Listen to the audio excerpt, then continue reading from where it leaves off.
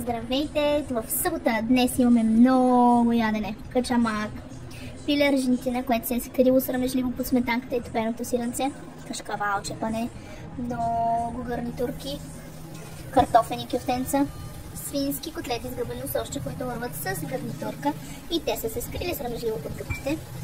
Запеканка с картофки и свинско месце, разкошна, на мен ми е фаворит. Пилешко бурче с картофчета, страхотно. Пълнени цушки с кайма. Погледнете ги какви са разкошни, как са се подредили.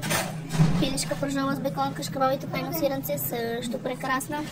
Маскаричката, кюфтенце, кебабче, класиката, свинското с зеленце, патладжан с доматен сос, за който обича вегетариански неща.